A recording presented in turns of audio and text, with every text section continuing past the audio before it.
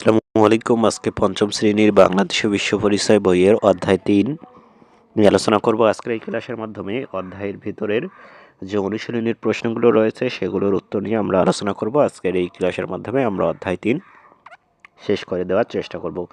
তো এখানে দেখো, প্রথমেই তৃতীয় অধ্যায়ের অনুশীলনীর ক নম্বরে রয়েছে সঠিক উত্তরের পাশে টিক চিহ্ন দাও। এখানে আমাদেরকে 3টি প্রশ্ন দিয়েছে। 3টি প্রশ্নের মধ্যে যেটা সঠিক উত্তর হবে সেটাতে আমাদেরকে টিক চিহ্ন দিতে হবে। তো এখন আমরা যেটা দেখব সেটা হচ্ছে প্রথম প্রশ্নটি বা 1 নম্বর প্রশ্নটি, গারোদের নিজস্ব ভাষা কোনটি? তো এটার উত্তর হিসেবে আমরা দেব, আগে অপশনগুলো দেখে নিই। একটা হচ্ছে আসিক, মনখেমে, কুরুক নাকি সাদ্রি। তো এটার উত্তর হিসেবে আমরা যেটা দেবো সেটা হচ্ছে আসিক। গারোদের নিজস্ব ভাষা হচ্ছে আসিক। এরপর দেখো, নিচের কোন নৃগোষ্ঠী বান্দরবান জেলায় বসবাস করে? তো এখানে অপশন দিয়েছে গারো, খাসি, ম্রো নাকি সাঁওতাল। তো এটার উত্তর হিসেবে আমরা কি দেবো? ম্রো, কারণ ম্রো নৃগোষ্ঠী বান্দরবান জেলায় বাস করে, যেটা আমরা এই অধ্যায়টি পড়লে জানতে পারবো। এরপর 3 নম্বর প্রশ্নটি হচ্ছে সাঁওতালদের প্রধান উৎসব। তো সাঁওতালদের প্রধান উৎসব এখানে অপশন দিয়েছে চাংক্রান, সোহরাই, কারাম নাকি ওয়ানগালা। তো আমরা উপরে পড়ে জেনেছি যে সাঁওতালদের প্রধান উৎসব হচ্ছে সোহরাই। তো এটার উত্তর হিসেবে আমরা দেব অপশন খ, সোহরাই।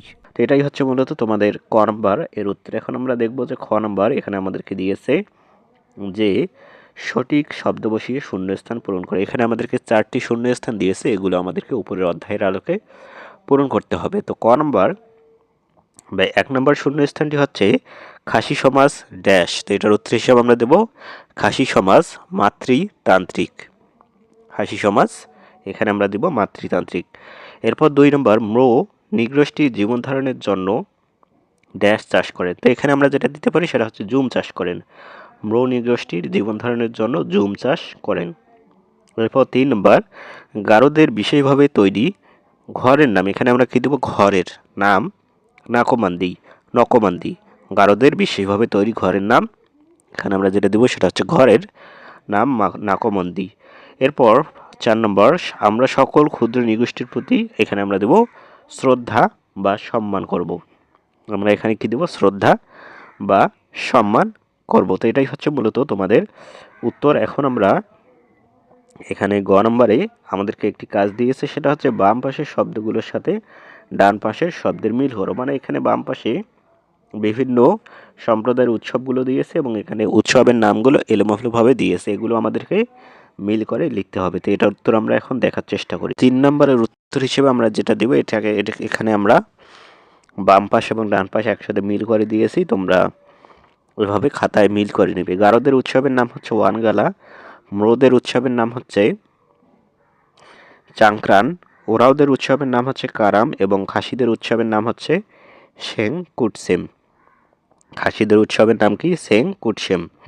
সেটাই হচ্ছে মূলত তোমাদের বাম পাশের সাথে ডান পাশের মিলকরণ, অর্থাৎ 3 নম্বরের উত্তর। এখন আমরা ঘ এবং উম নম্বর প্রশ্নগুলোর উত্তর নিয়ে আলোচনা করব। এখানে ঘ নম্বরে দিয়েছে সংক্ষিপ্ত প্রশ্ন এবং উম নম্বরে দিয়েছে বর্ণনামূলক প্রশ্ন। তো প্রথমে আমরা সংক্ষিপ্ত প্রশ্ন দুটি দেখে নিই।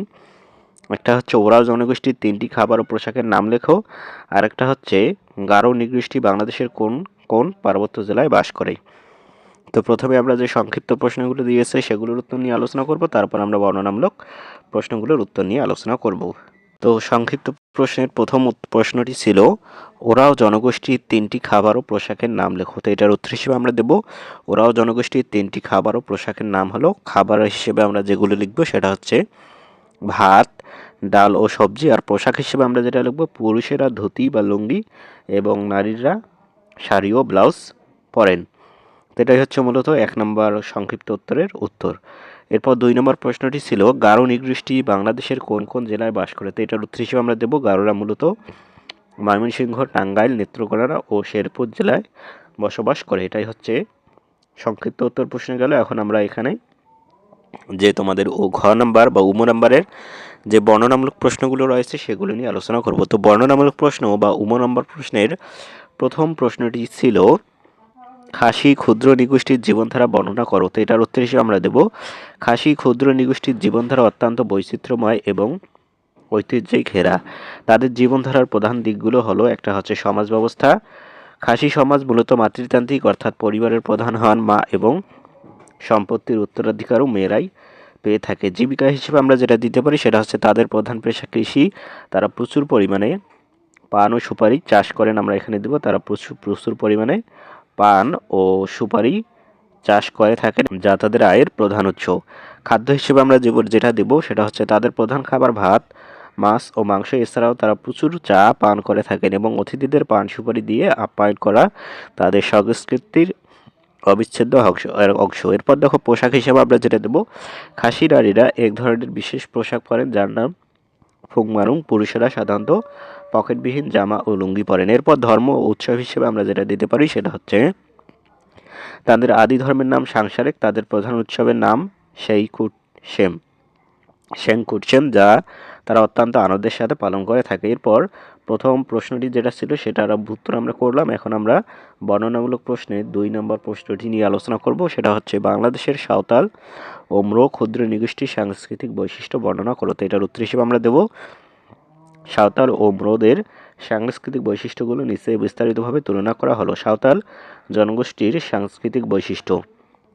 সমাজ ও পেশাতে আমরা যেটা দিব, সাঁওতাল সমাজ পিতৃতান্ত্রিক, তাদের প্রধান পেশা কৃষি এবং তারা কৃষিকাজে অত্যন্ত পারদর্শী। পোশাক হিসেবে আমরা যেটা দেব, সাঁওতাল সমাজের নারীরা 2 খণ্ড কাপড় পরেন, যার উপরের অংশকে পাঞ্চি এবং নিচের অংশকে পারহাট বলা হয়। পুরুষরা বর্তমানে লুঙ্গি, গেঞ্জি ও শার্ট পরেন। এরপর আমরা যেটা দিতে পারি সেটা হচ্ছে খাদ্য। তাদের প্রধান খাবার হলো ভাত, এছাড়াও তারা মাছ, মাংস, সবজি খেয়ে থাকেন। উৎসব, তাদের প্রধান উৎসবের নাম সোহরাই। ফসল তোলার পর পৌষ মাসে উৎসব পালিত হয়। এরপর দেখো অন্যান্য, তার প্রকৃতি পূজারী এবং পরিষ্কার পরিচ্ছন্ন থাকতে খুব ভালোবাসেন। তাদের ঘরগুলো সাধারণত মাটি, ছন ও খড়ের তৈরি। এরপর দেখো আমরা সাঁওতালের দেখলাম সাংস্কৃতিক বৈশিষ্ট্যগুলো। এখন আমরা এখানে ম্রো জনগোষ্ঠীর যে সাংস্কৃতিক বৈশিষ্ট্যগুলো রয়েছে সেগুলো নিয়ে আলোচনা করব। তো প্রথমেই আমরা যেটা দেব ম্রো জনগোষ্ঠীর ভাষা। ম্রোদের নিজস্ব ভাষা আছে এবং এর লিখিত রূপ বা বর্ণমালাও আছে। এরপর আমরা যেটা দেবো সেটা হচ্ছে পোশাক। পুরুষরা খাটো সাদা পোশাক পরেন যাকে দং বলা হয়। নারীদের ঐতিহ্যবাহী পোশাকের নাম ওয়াংলাই। এরপর খাদ্য হিসেবে যেটা দিবে সেটা হচ্ছে তাদের প্রধান খাবার ভাত ও শুটকি মাছ। তাদের একটি অতি প্রিয় খাবারের নাম নাপ্পি, যা শুটকি মাছের পেস্ট দিয়ে তৈরি। এরপর যেটা তোমরা দিবে সেটা হচ্ছে উৎসব। ম্রোদের প্রধান সামাজিক উৎসবের নাম চাংক্রান। এছাড়া জন্ম, বিয়ে ও মৃত্যুতে তারা বিশেষ আচার পালন করেন। এরপর সংস্কৃতি। ম্রোরা পাহাড়ের ঢালে মাচা তৈরি করে, বাড়ি বানায় এবং জুম চাষের মাধ্যমে জীবিকা নির্বাহ করে। 3 বছর বয়স হলে ছেলেমেয়ে উভয়েরই কান ছিদ্র করে দেওয়া তাদের একটি প্রাচীন রীতি। তো এটাই হচ্ছে মূলত তোমাদের বর্ণনামূলক প্রশ্নগুলোর উত্তর। তো আজকের ক্লাসের মাধ্যমে আমরা অধ্যায় 3 কিন্তু শেষ করে দিলাম। আজকে আমরা অধ্যায়ের অনুশীলনীর প্রশ্নগুলো নিয়ে আলোচনা করলাম। গত ক্লাসগুলোতে আমরা অধ্যায়ের ভিতরের কাজগুলো নিয়ে আলোচনা করেছি। তো পরবর্তী ক্লাসে আমরা যেটা করব সেটা হচ্ছে অধ্যায় 4 নিয়ে আলোচনা করব। তার জন্য অবশ্যই তোমরা চ্যানেলটি সাবস্ক্রাইব করে রাখা। আর আজকের ক্লাসটি কেমন লাগলো সেটা একটি লাইক দিয়ে জানিয়ে দাও। ধন্যবাদ।